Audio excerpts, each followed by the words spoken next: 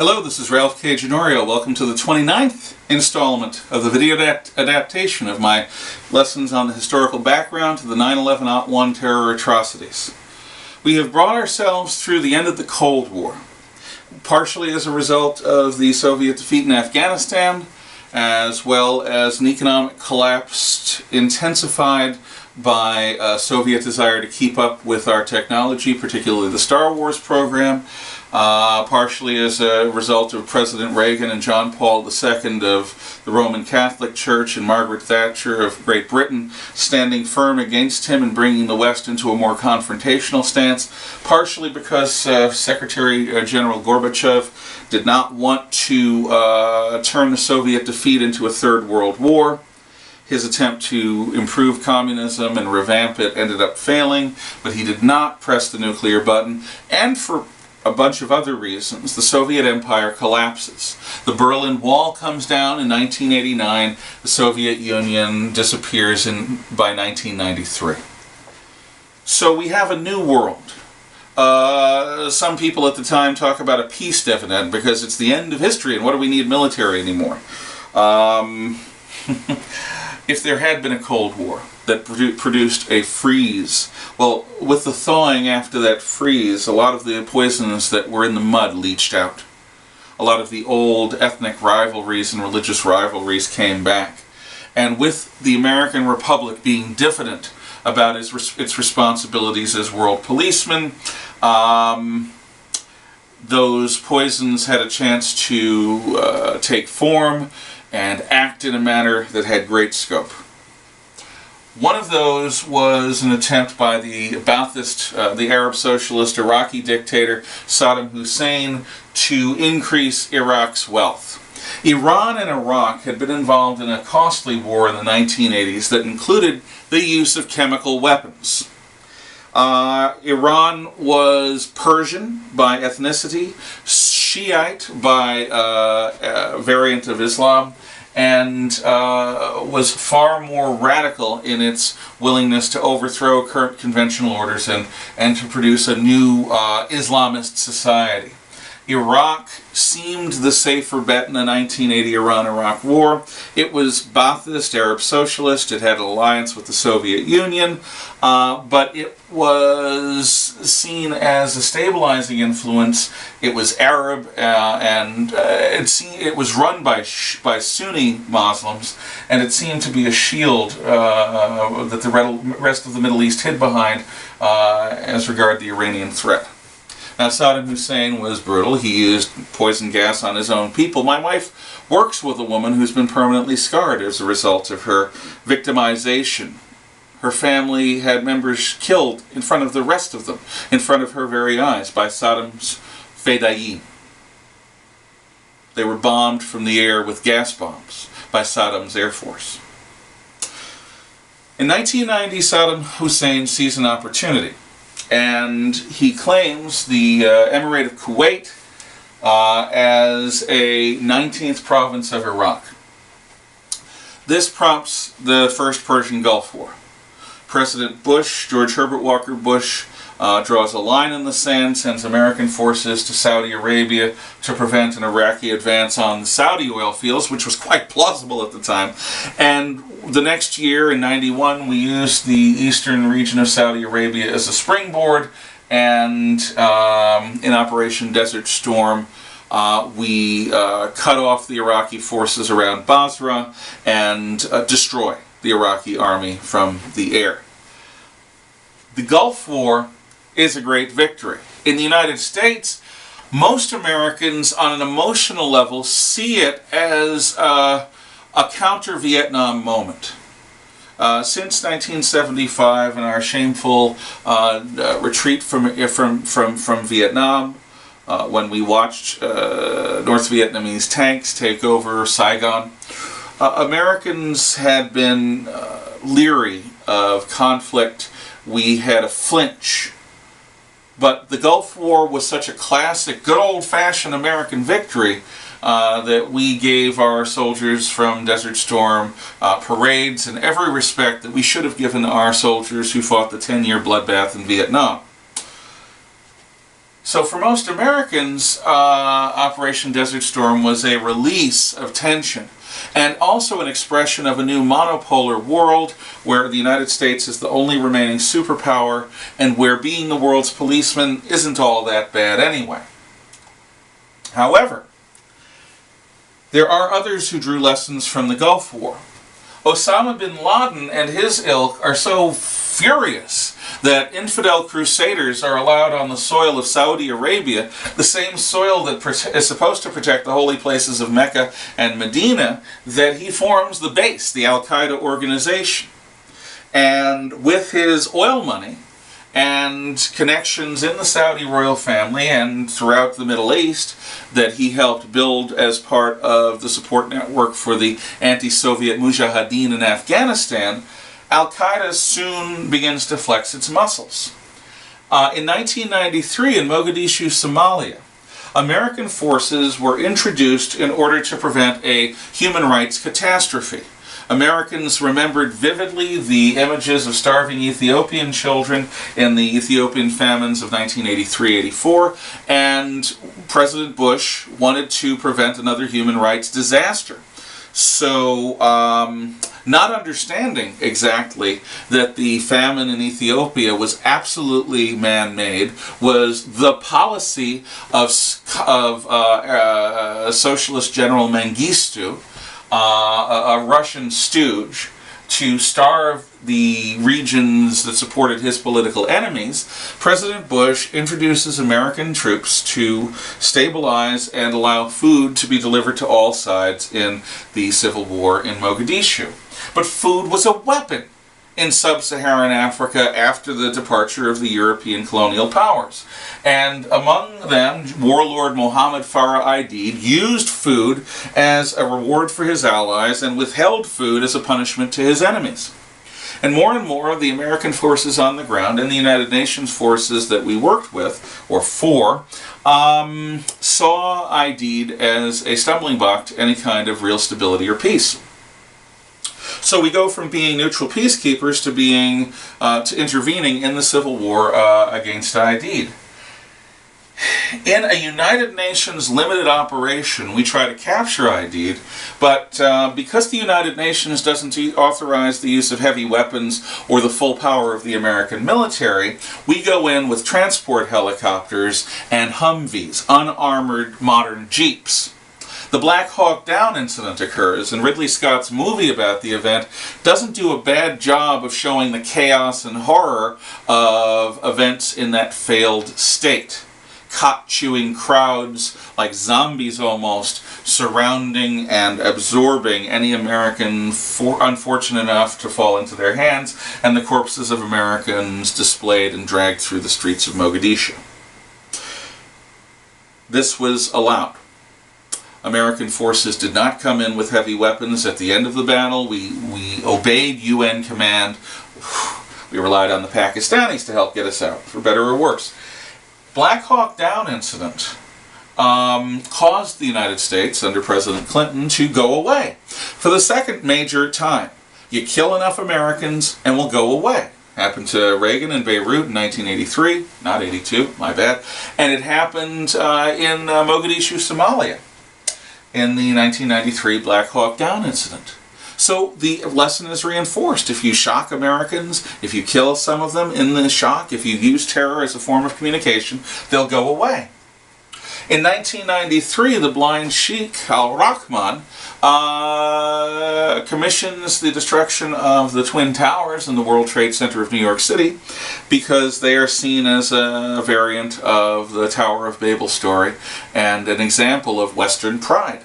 So a van bomb is constructed and parked and explodes, doing some damage and killing some people and causing some fire. But ultimately the structure of Yamazaki's towers hold, and the damage is cleaned up, the dead are buried, and the terrorists, thank God, Voltaire once said, "I have but one prayer," and God granted it. And that prayer was, "God, please make my enemies be ridiculous." In 1993, in the World Trade Center bombing, the terrorists rented the van under their names. We hope for enemies like that. So they were captured, and Americans say, well, that's over with. After all, it's the time of Clinton. It's the time of turning away from the world. The Cold War is over. Let's just relax and have fun. Well, while that's happening, Al-Qaeda is strengthening its ties overseas. In 1998, Al-Qaeda bombs and destroys 2 American high-rise embassies in East Africa, killing hundreds of African employees and a few Americans, and they claim credit for it. President Clinton was offered bin Laden by the Sudanese government, a nasty government that ultimately is responsible for the Darfur massacre that it has been ongoing for years. Clinton did not think it necessary to take such actions as to take a terrorist leader and assassinate him with the CIA or take him into custody. It would complicate things. It was too small. And I remember the first time Clinton talked about Al-Qaeda on TV. He's talking about a criminal conspiracy. This is the President of the United States. It's too small. I wasn't smart. And he wasn't smart. But the only way to be smart in a case like that is to know the future. So in '98, Al-Qaeda becomes a much more major threat. Now, between these events, there are the massacres in the former Yugoslavia. And there are some indications that Al-Qaeda was involved and supported by us as we tried to prevent the massacre of Bosnia's Muslims by Serbs and Croats. But in '98, the East Africa bombings. In the year 2000, Al-Qaeda orchestrates the bombing of the Arleigh Burke-class American destroyer, USS Cole, at Aden Harbor. A little punt boat comes up alongside, doesn't answer hails, and then boom! Blows a hole in the side, killing dozens of American servicemen, but not sinking the ship. So there are signs that Al-Qaeda is growing in strength and power and confidence. And then there are the 9/11 atrocities themselves. Using 4 airliners, Al-Qaeda destroys both Twin Towers, damages the Pentagon, and was going to go for Congress with the 4th plane. At this point, for Americans, the war on terror begins in earnest. Remember, the Islamists have been fighting this war at least since 1973. After the 9/11 attacks, less than a month afterwards, we invade Afghanistan. We do it the opposite way the Soviets did. The Soviets used massive tank armies and infuriated the Afghanis and turned them into enemies, so we used the opposite strategy. We had the lightest possible footprint on the ground, and we coordinated with local tribes, rebels against the Taliban government, the Northern Alliance, and we used air power. The result of this was the rapid conquest of Afghanistan, the establishment of the Karzai government, which was our ally in the early days, and not alienating the Afghani population. We chose not to stop the opium trade. We chose not to interfere too much with Afghani society. We did try to repair some of the damage to Afghani society that had been caused by the Islamist Taliban, which was a tool of the Pakistan Secret Service. But Pakistan's dictator Musharraf chose to be our ally and allow us access to Pakistani airspace, which was a requirement for us to go after landlocked Afghanistan. So we conquer Afghanistan, but because we don't have heavy forces on the ground, because they would only serve to irritate the Afghanis, when we have bin Laden himself surrounded in the mountains of the Tora Bora on the border of Pakistan and Afghanistan, he's able to buy his way through the Afghani lines using clans, loyalties, and monies to do so. Had we had enough American troops, that might not have happened, but then again, had we had enough American troops, we might have provoked an Afghani resistance to us, the way the Soviets did. In 2002, there is the bombing at the resort at Bali. And Richard Reed, the shoe bomber, tries to detonate his shoes in a flight between Britain and the United States over the Atlantic. In 2003, the U.S. conquers Iraq. Many people against that war rightly point out that the Iraqis did not have anything to do with 9/11 itself, but at the time Saddam Hussein was happily paying $1 million to the families of any Palestinian suicide bomber. He had violated the terms of the peace treaty that ended the Gulf War in 1991, and he was in general acting against us in any way possible, and all indications were that he was developing weapons of mass destruction that he was not willing to give up. What happened to those weapons is an interesting story. I'll be interested to know, if I live to be an old man, what Secret Service helped hide them so that we didn't find them when we invaded. But we didn't find them when we invaded. In any event, we overthrew Saddam Hussein in 2003. In 2004, our ally, Spain, has its capital city bombed by a series of bombs on commuter trains. Then a weekend intervenes, and then the Spanish have an election. The Spanish elect an anti-war socialist government under President Shoemaker. I forget his name, Zapateria or something. So the Spaniards have their people killed in their own capital city, and their response is to go fins and give up their participation as active members in the war on terror. The next year, Al-Qaeda tries the same thing in London.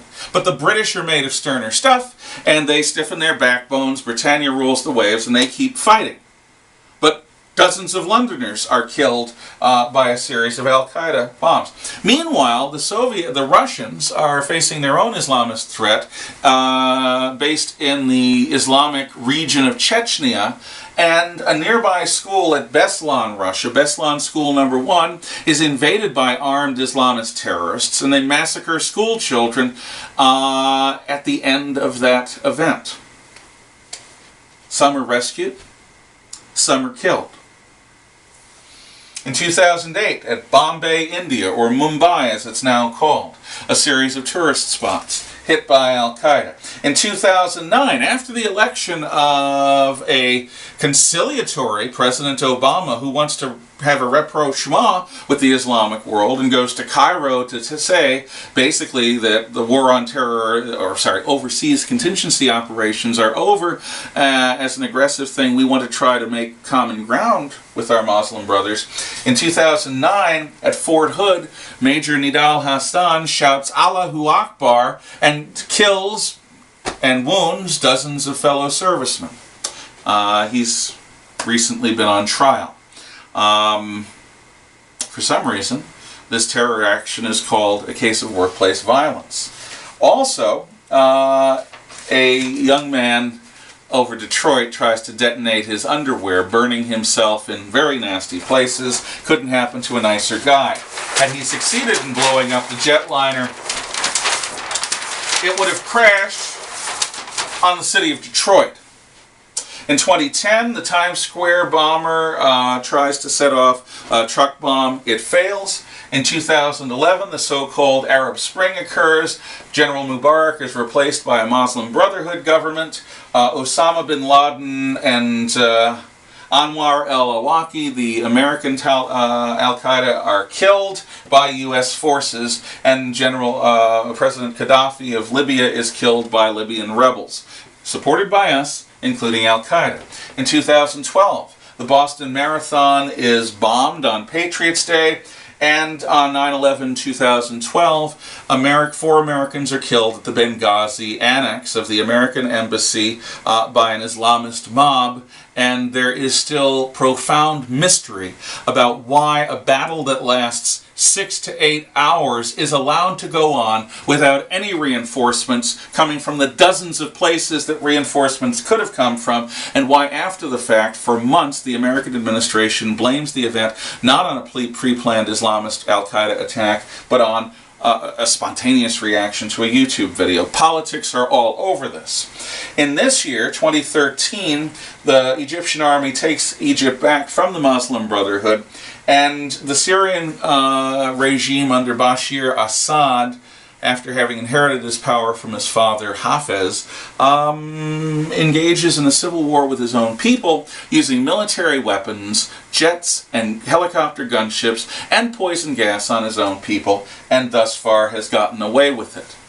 Despite having an administration, a two-term American administration eager to fight the war on terror, at least through a series of limited wars, and then another administration coming along that wants to have a reconciliation type approach that pulls us out of Iraq, that is pulling us out of Afghanistan, that is trying desperately to make peace with the moderate elements in Islamic society, and to distance us from Israel. The war on terror rages, in part because the enemy, the Islamists, believe that they are this close to pushing the West out, and if they push the United States out, they could destroy the Jewish state and establish a new caliphate that they believe will be, like 1,000 years ago, the center of world civilization. The last lecture, the last talk, will be on what to do in this current moment and how one's perception of what the war on terror is determines one's notions about how it should best be fought. Thank you so much for your attention. Just one more to go on this.